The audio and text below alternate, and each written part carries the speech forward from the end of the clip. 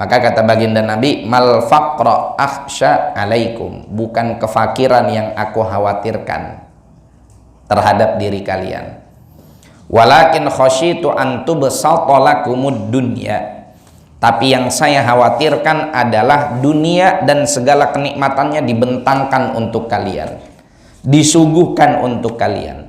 Fatanafasuha, sehingga kalian berlomba-lomba merebut bangkai dunia tersebut, ya, kama tanafasat man qablakum, sebagaimana orang-orang terdahulu juga berlomba-lomba terhadap dunia, ya. Kemudian apa yang terjadi? Kita berlomba-lomba sebagaimana umat terdahulu juga ada yang berlomba-lomba dalam urusan dunia. Fatuhlikakum kama ahlakathum, sehingga dunia mencelakai kalian sebagaimana umat-umat terdahulu juga dicelakakan oleh dunia.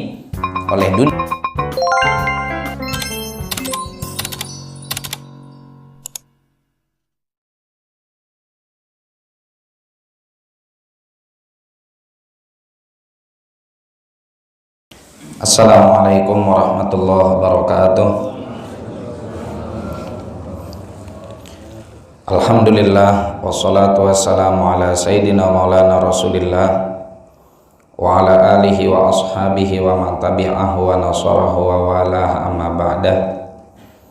Fanawaina ta'alluma wa ta'lima wa tadhakkura wa tadhkira wa naf'a wal intifa'a wal ifadata wal istifadah wal hatha ala tamassuki bi kitabillahi wa sunnati rasulihi sallallahu alaihi wa alihi wa sahbihi wa sallam, wa du'a ilal huda wa dalalata alal khair bitigha'a mardatillahi wa qurbihi wa thawabih. Subhanaka la ilma lana illa ma 'allamtana innaka antal alimul hakim, wa la haula wa la quwwata illa billahil aliyyil azim. Allahumma inna na'udzubika min ilmin la yanfa', qalbin la yakhsha', wa nafsin la tashba', wa 'ainin la tadma', wa amalin la turfa', wa min du'ain la yustajabu laha birahmatika ya arhamar rahimin. Allahumma inna nas'aluka al-ilma ladunni wal mashraba as-safiyal hani ya wahhabu ya ghani. Allahumma la sahla illa ma ja'altahu sahla wa anta taj'alul hazana idza syi'ta sahla. Allahumma sahhil lana hifdzal ulum wa hab lana wasi'atil fuhum bijahi nabiyikal ma'sum. Allahumma arinal haqqa haqqa warzuqna ittiba'ah wa arinal batila batila warzuqna ijtinabah wa la taj'alhuma mushtabihan alaina fanattabi'al hawa. Ahbabanal afadil, jamaah kaum muslimin wal muslimat, as'adakumullah. Alhamdulillah, kita bersyukur kepada Allah Subhanahu wa ta'ala atas segala karunia dan nikmat yang Allah anugerahkan kepada kita, sehingga sama-sama kita dapat berkumpul di masjid ini untuk kita mengambil warisan baginda Nabi Muhammad sallallahu alaihi wa alihi wasallam dengan mentadabburi dan mentafakuri setiap sabda beliau, yang insya Allah ini semua akan menjadi bekal kebaikan, keberkahan, dan keselamatan bagi kita di dunia dan di akhirat. Jamaah sekalian yang dimuliakan oleh Allah, di dalam Sahih Muslim disebutkan riwayat yang tersambung kepada Sayyidina Abdurrahman bin Sakhr Abu Hurairah radhiyallahu ta'ala anhu wa ardhah, di mana baginda Nabi sallallahu alaihi wa alihi wasallam bersabda, taridu alayya ummati, umatku datang kepadaku, yang mana tujuannya adalah untuk mendatangi haudun Nabi sallallahu alaihi wasallam. Taridu alayya ummati al-haudha, umatku mendatangiku untuk sama-sama datang ke telaganya Rasulullah sallallahu alaihi wasallam. Wa ana adzudun nasa kama yadzudu ar-rajulu ibilar rajuli an ghairihi, dan aku mencegah banyak orang dari telaga tersebut sebagaimana sebagaimana seorang penggembala unta mencegah unta yang bukan miliknya. Qalu, kemudian para sahabat bertanya, ya Rasulullah, ata'rifuna, wahai baginda Nabi, apakah engkau mengenal kami? Rasulullah Shallallahu Alaihi Wasallam menjawab, qala na'am, ya, pasti aku mengenal kalian. Lakum sima laisat li ahadin ghairikum, kalian memiliki ciri yang tidak dimiliki oleh orang lain. Apa ciri tersebut? Ciri tersebut adalah tariduna alayya ghurran muhajjalina min atharil wudu, kalian datang kepadaku dalam keadaan ghurran muhajjalin min atharil wudu. Apa itu ghurran muhajjalin? Insyaallah akan kita jelaskan setelah kita selesai membaca hadis. Wala yasuddanna anni ta'ifatun minkum fala yasilun. Kemudian ada satu kelompok manusia yang berupaya mendesak diriku untuk bisa masuk, fala yasilun, namun mereka tidak sampai. Fa'aqulu, lalu aku berkata, ya Rabb, haula'i min ashabi, ya Allah, mereka semua adalah sahabat-sahabatku. Faqala malakun, kemudian seorang malaikat berkata, wahal tadri ma ahdatsu ba'dak, ya Rasulullah, mereka memang sahabatmu, mereka memang umatmu, tapi tahukah kamu apa yang mereka perbuat setelahmu? Artinya setelah Rasulullah Shallallahu Alaihi Wasallam wafat. Jamaah sekalian yang dimuliakan oleh Allah, ada beberapa poin penting yang dijelaskan di dalam hadis ini. Yang pertama adalah tentang haud baginda Nabi Shallallahu Alaihi Wasallam. Apa itu haud? Haud itu adalah telaga Rasulullah yang biasa kita kenal dengan telaga Kautsar. Dan baginda Nabi Shallallahu Alaihi Wasallam menyatakan bahwa innalikulli nabiyyin haudh, sesungguhnya setiap para nabi itu memiliki telaganya masing-masing. Jadi bukan cuma baginda Nabi Shallallahu Alaihi Wasallam yang memiliki telaga, akan tetapi para anbiya wal mursalin yang lain pun memiliki telaganya masing-masing. Wa innahum yatabahawna ayyuhum aktsaru waridatan, dan mereka saling berbangga-bangga, saling memiliki kesenangan dan kebahagiaan tersendiri manakala telaga mereka paling banyak didatangi. Wa inni arju an akuna aktsarahum waridatan, dan aku berharap bahwa telagaku lah yang paling banyak didatangi. Di dalam ilmu akidah, haud ini dibahas oleh para ulama, telaga ini dibahas oleh para ulama pada bagian ketiga dari pelajaran akidah. Secara umum materi akidah dibagi menjadi 3 sesi, menjadi 3 judul utama. Yang pertama tentang ilahiyat, tentang ketuhanan. Yang kedua tentang nubuat, tentang kenabian. Dan yang ketiga adalah tentang al-ghaibiyat, tentang perkara-perkara yang gaib. Nah, pelajaran tentang haud ini ada pembahasannya pada al-bab al-ghaibiyat, dan di situ dijelaskan oleh para ulama berdasarkan hadis-hadis dan riwayat-riwayat yang ada bahwa nanti sebelum masuk ke dalam surga setiap nabi memiliki telaganya masing-masing, namun telaga Rasulullah Shallallahu Alaihi Wasallam adalah telaga yang paling besar.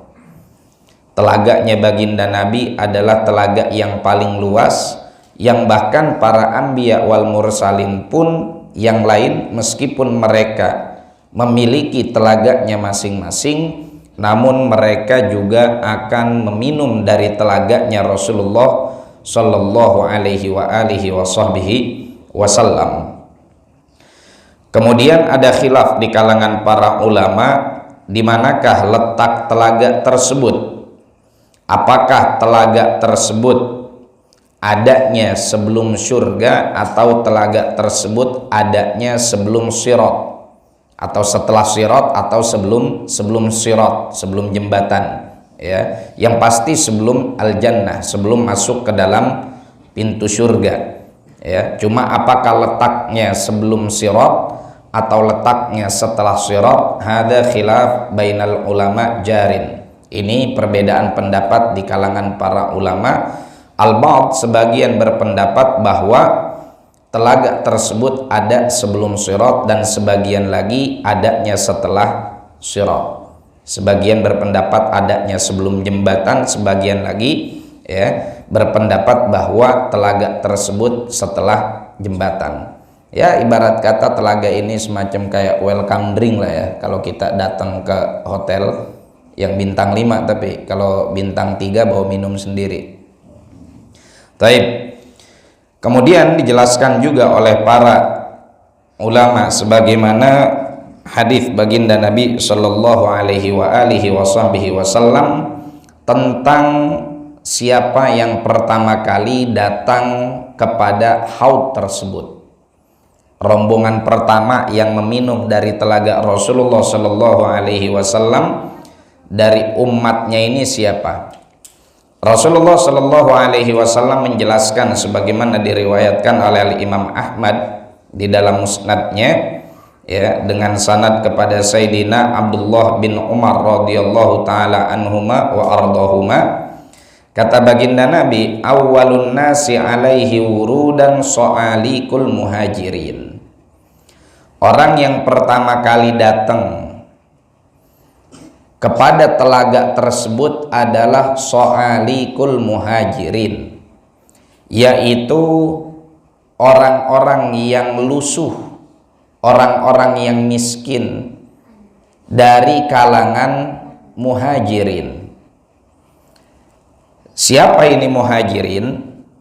Muhajirin adalah muslimu Makkah wa du'afa'uhum, orang-orang Islam yang masuk Islam di kota Makkah, dan juga mereka adalah orang-orang yang dhaif, yang setelah baginda Nabi sallallahu alaihi wasallam mendapatkan izin dari Allah Subhanahu wa taala untuk berhijrah, mereka pun melakukan hijrah tersebut.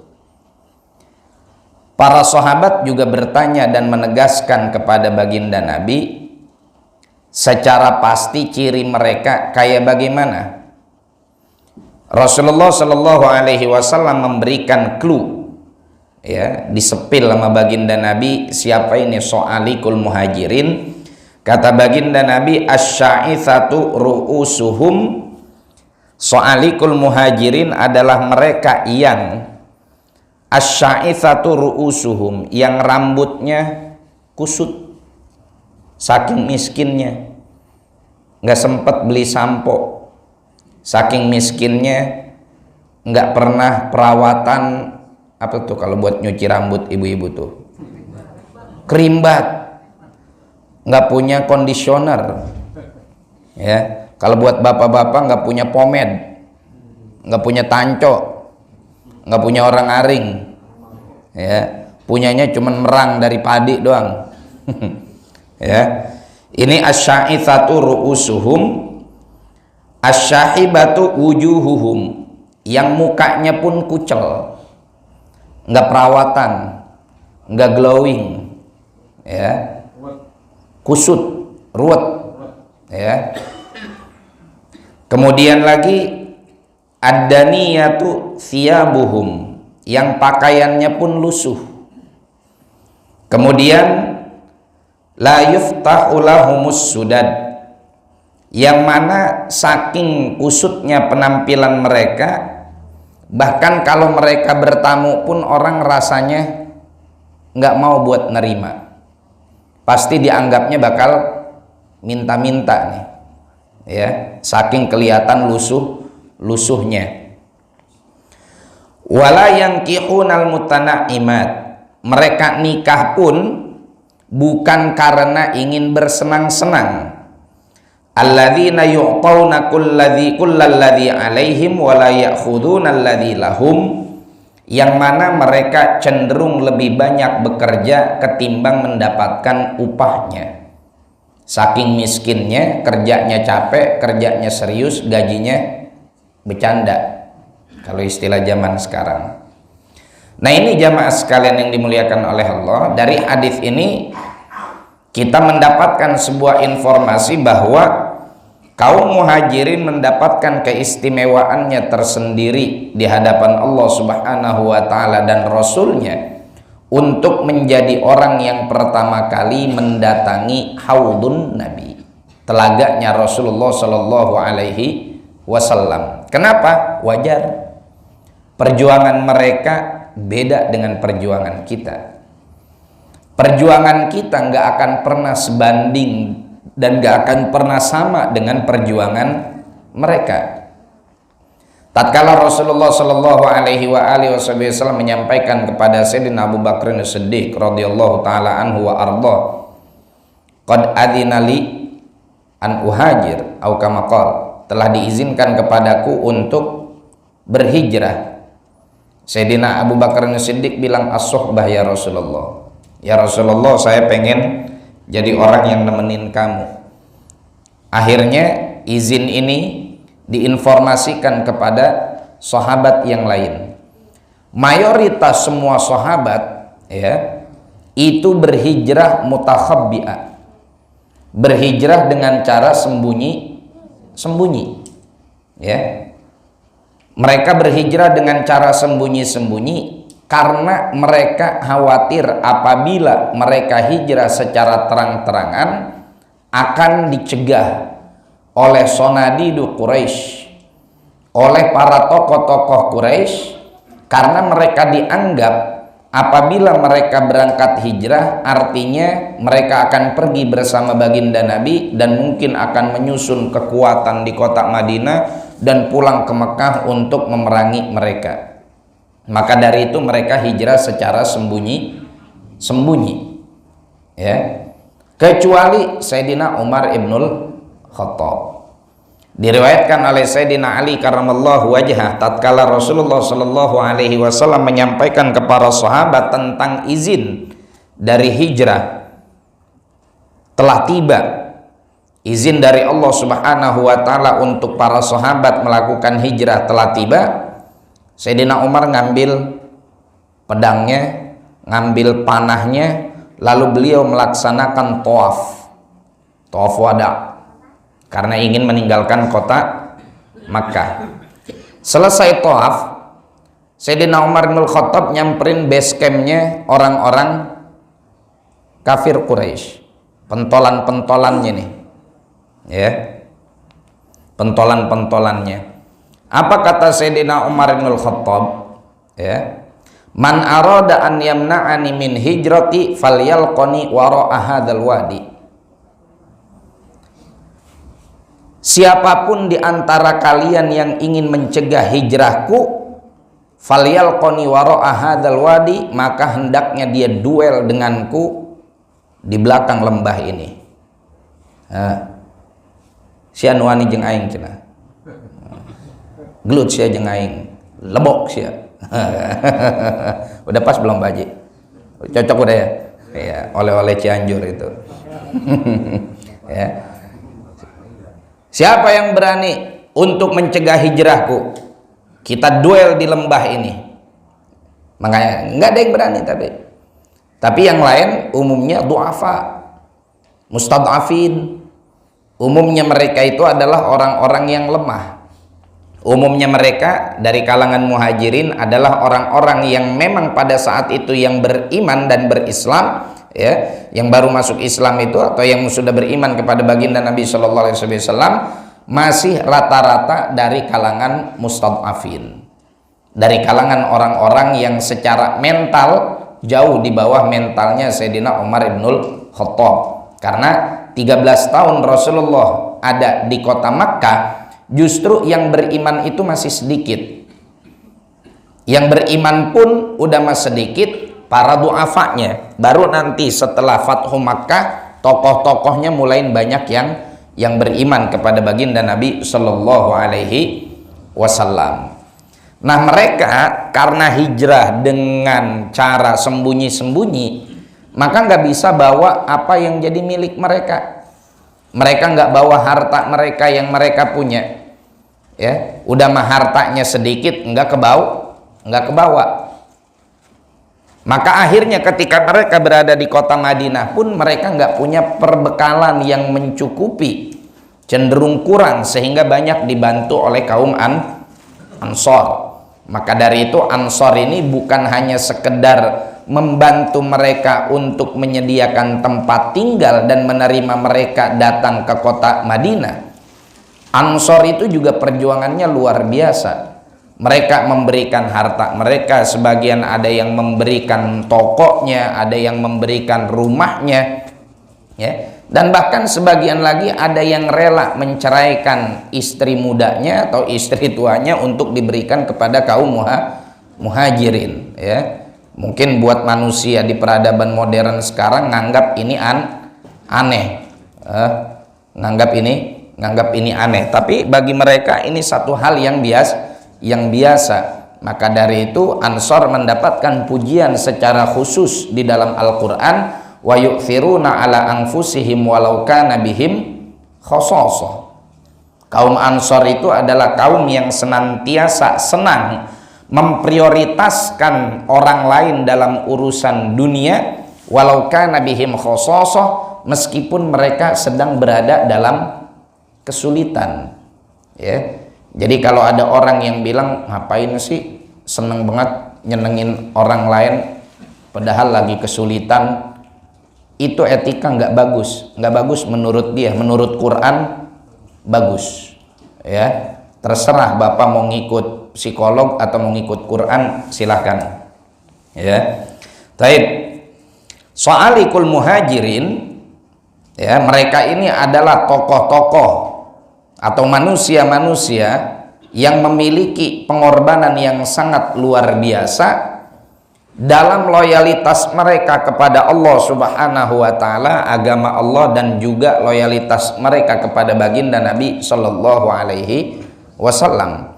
Mereka menempuh jalan yang sangat jauh, kemudian juga disertai dengan kekhawatiran adanya ancaman terhadap nyawa mereka. Baik ancaman terhadap nyawa itu datang dari orang-orang Makkah, kufar Makkah yang siap memburu mereka, atau ancaman itu juga mungkin datang dari ancaman alam yang tidak ramah terhadap perjalanan mereka. Sekarang Bapak kalau dari Mekah ke Madinah ngacir, Pak, terserah, bebas memilih naik mobil atau memilih naik wush, ya, naik kereta cepat, ya. Banyak travel menyediakan fasilitas naik kereta cepat, ya. Kalau rombongan mau naik bis, ya walaupun mungkin jalannya nggak seperti JMC, tapi masih nyaman, nggak sampai 2 hari, bahkan nggak sampai sehari semalam, ya. Bahkan nggak sampai 12 jam sudah bisa tiba dari Makkah ke Madinah atau sebaliknya. Tapi perjalanan yang ditempuh para sahabat radhiyallahu taala anhum wa ardhahum dari kalangan muhajirin bukan perjuangan yang biasa. Maka dari itu kebetulan momentumnya memang momentum tahun baru Hijriah, kita juga mesti tafakur, ya. Hijrah mereka jauh dan gak bawa apa-apa. Hijrah kita dekat, Pak, dari rumah ke masjid. Hijrah kita dekat, Bu, dari rumah ke majelis taklim. Dan gak ada yang diintimidasi. Hijrah kita gak ada yang diintimidasi, gak ada yang diganggu. Hijrah kita bebas, mau bawa motor, mau bawa mobil, mau bawa sepeda listrik, mau bawa sepeda poligon, terserah, ya. Hijrah kita pun difasilitasi, duduk nyaman, AC dingin, minum semuanya dapat, ya. Selesai ada makan, Nah, itu hijrah yang sudah luar biasa. Maka alhamdulillah ini luar biasa, hari Jumat hari ini saya lihat cukup signifikan jumlah yang hadir ya. Mudah-mudahan Jumat besok tanggal merah dan Jumat besoknya lagi tanggal merah lagi. ya, ala kulli hal ya, ini luar biasa nikmat dari Allah Subhanahu wa taala. Belum lagi ntar dikasih tebak-tebakannya aja, ada hadiahnya tuh. Saya yang nebakin mulu aja nggak pernah dapet. Ya, kita sama Pak Janas biasanya ngasih tebak-tebakan, ngasih soal, nggak pernah dapet Pak Janas ya. Iya, yang dapat yang ngejawab mulu kan. Hah? Langganan lagi. Ini nikmat dari Allah Subhanahu wa taala. Maka dari itu kadang-kadang Nabi Shallallahu alaihi wasallam juga bilang, kadang ujian terberat itu bukan ujian pada saat sulit. Ujian terberat itu justru pada saat roho. Apa itu roho? Kesenangan, kebahagiaan, fasilitas ada, fasilitas lengkap, itu justru ujian yang berat ya. Kalau ujian pada saat syiddah, ya udah mau gimana lagi, nggak ada pilihan kecuali itu gitu. Tapi kalau udah roho, kalau udah kesenangan, nah ini dia yang kadang-kadang pada akhirnya membuat kita jadi terbuai. Maka kata baginda Nabi, mal faqra akhsha alaikum, bukan kefakiran yang aku khawatirkan terhadap diri kalian, walakin khasyitu an tubsata lakumud dunya, tapi yang saya khawatirkan adalah dunia dan segala kenikmatannya dibentangkan untuk kalian, disuguhkan untuk kalian. Fatana fasuha, sehingga kalian berlomba-lomba merebut bangkai dunia tersebut ya. Kama tanafasat man qablakum, sebagaimana orang-orang terdahulu juga berlomba-lomba terhadap dunia ya. Kemudian apa yang terjadi? Kita berlomba-lomba sebagaimana umat terdahulu juga ada yang berlomba-lomba dalam urusan dunia. Fatuhlikakum kama ahlakathum, sehingga dunia mencelakai kalian sebagaimana umat-umat terdahulu juga dicelakakan oleh dunia. Apa dunia yang bikin kita celaka? Dunia yang bikin kita lupa dari Allah, dunia yang bikin kita lupa dari majelis, dunia yang bikin kita lupa dari zikir, dunia yang bikin kita lupa dari iman, dunia yang bikin kita lupa dari Islam, dunia yang bikin kita lupa dari ihsan. Itulah dunia yang akan mencelakakan kita. Ya umumnya orang kalau lagi kesulitan nyebut nama Allah sering ya. Ya Allah, ngapa sih saya begini gitu kan. Ya Allah, belum bayar listrik. Ya Allah, belum SPP. Tapi kan kalau lagi kaya jarang nyebut ya Allah. Hakadha.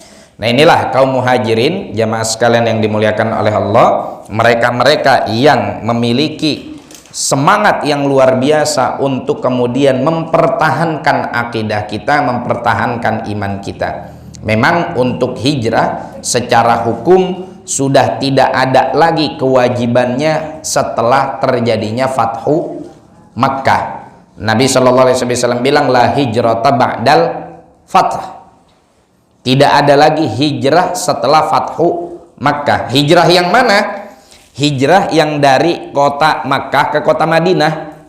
Kata para ulama begitu. Makna dari hadis la hijrata ba'dal fath ai la hijrata min Makkah ilal Madinah. Nggak ada lagi hijrah dari kota Makkah ke kota Madinah yang berskala wajib seperti yang terjadi di zaman baginda Nabi Shallallahu Alaihi Wasallam. Adapun hijrah dari satu tempat ke tempat yang lain saat ini atau dari setelah Fathu Makkah nandur, maka kita lihat apakah kita bisa melakukan semua aktivitas keagamaan kita di tempat yang sekarang kita huni atau tidak. Kalau kita memiliki kesempatan untuk mengamalkan seluruh amalan kita ya, sholat kita nggak dilarang, puasa kita nggak dilarang, ngaji kita nggak dilarang, maka nggak usah hijrah ya. Artinya, tapi kalau kita ingin merantau dalam urusan usaha, hadis ini nggak masuk berbicara ke situ ya. Maksud dari hijrah la hijrata ba'dal fath ini Artinya adalah manakala kita dilarang untuk melakukan aktivitas keagamaan kita, apakah masih boleh hijrah? Padahal hadis ini bilang la hijrata ba'dal fatah. Maka para ulama menjawab, hadis ini khusus untuk para sahabat radhiyallahu taala anhum wa ardhahum, di mana mereka yang tinggal di Makkah setelah Fathu Makkah udah nggak perlu lagi hijrah ke Madinah. Adapun setelah itu, bagi sesiapapun yang ingin melakukan ritual keagamaannya tapi dilarang di satu tempat, dia nggak bebas untuk sholat, nggak bebas untuk puasa, nggak bebas untuk ngaji, maka dia dianjurkan untuk berhijrah. Wahakadha ayuhal ahbab, bahkan ciri yang disampaikan oleh baginda Nabi dari kalangan muhajirin ini adalah asya'ithatu ru'usuhum, ya, asya'ithatu ru'usuhum, kepalanya saking nggak punya duitnya udah kusut, nggak pernah nyampok, ya. Kemudian juga disebutkan asyaibatu wujuhuhum, wajahnya kucel, wajahnya kumel. Tapi mereka tidak menjadikan itu sebagai patokan keberhasilan, ya. Mereka jadikan patokan keberhasilan mereka itu adalah bagusnya hubungan dengan Allah Subhanahu wa ta'ala, bukan bagaimana keindahan fisik yang ada pada diri mereka. Nah, inilah orang-orang yang pertama kali mendatangi haudnya atau telaganya baginda Nabi Muhammad sallallahu alaihi wa alihi wasallam. Kemudian kata Rasulullah sallallahu alaihi wasallam, wa ana adudun nasa anhu kama yadudur rajulu ibilar rajuli an ibilihi. Dan aku akan mencegah beberapa manusia atau bahkan banyak manusia, melarang, Rasulullah ngelarang banyak orang untuk datang ke haudnya Rasulullah, sebagaimana seorang penggembala unta mencegah unta yang bukan miliknya untuk masuk ke pekarangannya, untuk masuk ke kandangnya. Naudzubillah min dzalik. Ini alamat syaqi, alamat orang tersebut rugi, boncos bin apes. Kenapa? Gara-gara tidak diperkenankan datang ke telaganya Rasulullah Shallallahu Alaihi Wasallam. Akhirnya para sahabat bertanya, ya Rasulullah, ata'rifuna, kira-kira hari itu engkau kenal nggak sama kita? Syuf, lihat bagaimana himmah yang ada pada diri Rasulullah itu, pengennya yang ada pada diri sahabat itu adalah pengennya dikenalin sama Nabi Muhammad, Pak. Ya, pengen di akhirat itu dikenal sama Rasulullah, pengen di akhirat itu dikenal sama baginda Nabi Shallallahu Alaihi Wasallam. Dan ini yang harus kita tanamkan kepada anak-anak kita, generasi muda kita. Jangan sampai generasi muda kita pengennya dikenalnya sama artis-artis Korea, pengennya dikenalnya sama artis-artis layar lebar, dikenalnya sama penyanyi-penyanyi, ya, dikenalnya sama tokoh-tokoh olahraga yang mereka nggak punya telaga di akhirat, mereka nggak punya syafaat di akhirat. Baik, ini yang harus kita tanam kepada diri kita dan juga generasi muda kita, agar mereka memiliki harapan yang luar biasa, cita-cita yang menggunung untuk nanti di akhirat dikenal oleh Rasulullah Shallallahu Alaihi Wasallam. Karena kalau nggak kekenalan udah diusir. Akhirnya Rasulullah bilang, "Na'am, ya, saya pasti kenal sama kalian. Lakum sima, karena kalian punya tanda pengenal." Nah, apa tanda pengenalnya? ID cardnya itu apa? Kartu ada barcode-nya. Nah, atau aplikasi Al-Barkah Nusuk online misalkan. Ya kan? Tinggal di scan, masuk. Apa tanda pengenalnya? Lakum sima laisat li ahadin ghairikum. Kalian punya tanda pengenal khusus yang tidak dimiliki oleh orang lain. Apa tanda tersebut? Nah, ingetin nih. Ya, siapa tahu ntar muncul pertanyaan, lumayan, pulang bisa bawa kapal api, ya kan? Atau bisa pulang bawa gula, atau bisa pulang bawa sari wangi, ya. Ibu-ibu pulang bawa peci boleh nggak? Boleh, ya. Siapa tahu suaminya belum ngikut kan, masih malas ke masjid, bisa jawab pertanyaan, bawain peci nih Pak nih, peci nih. Ya, sayang suami. Biasanya kan yang jawab ini suami-suami rata-rata sayang istri, ngambil minyak goreng ya kan. Sekarang gantian. Taib. Apa simak tersebut? Tariduna alayya ghurran muhajjalina min atharil wudu. Tanda pengenal tersebut adalah kalian datang kepadaku dalam keadaan al-ghurru wat tahjil min atharil wudu, dari bekas wudu kalian. Apa itu al-ghurru wat tahjil? Al-ghurru wat tahjil itu adalah basuhan yang sempurna dan melebihkan dari batasan yang telah ditetapkan oleh Al-Quran. Batasan yang ditetapkan oleh Al-Quran dalam membasuh tangan sampai mana, Pak? Sampai sikut. Kalau mau dapat ghur, maka lebihin sampai lengan, ya. Bahkan disunnahkan lagi sampai ketiak. Apa itu tahjil? Tahjil itu adalah melebihkan basuhan dari batasan kaki yang ditetapkan oleh Al-Quran. Apa batasan yang ditetapkan oleh Al-Quran dalam membasuh kaki? Sampai mata kaki. Maka dilebihkan sampai tengah betis. Itu namanya al-ghurru wat tahjil. Ya. Juga di antara makna al-ghurru wat tahjil adalah ityanul wudu, ya, mendatangkan wudu bijami'i syurutiha wa bijami'i syurutihi wa arkanihi wa sunanihi wa adabihi. Melaksanakan wudu dengan menyempurnakan syarat, rukun, sunnah, dan juga adab-adabnya. Artinya kalau kita pengen kekenalan sama Nabi, perbaiki wudu kita. Jangan wudu kita itu kayak capung cebok, ya. Udah gitu capung ceboknya cebok cepirit lagi. Ya, cebok cepirit kan dikit doang, ya, saking cepatnya.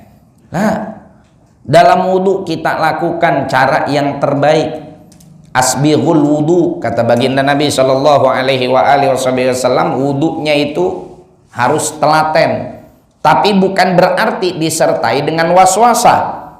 Telaten dalam wudhu itu mengayomi syarat dan rukun, sunnah serta adab, bukan berarti kena penyakit waswasa. Apa itu penyakit waswasa? Penyakit khawatir tidak sah. Selalu ada kekhawatiran di dalam hati, kayaknya belum sah nih. Akhirnya dia wudhu sama mandi 11-12, ya, karena selesai wudhu bajunya basah semua. Nah, ini juga tidak benar.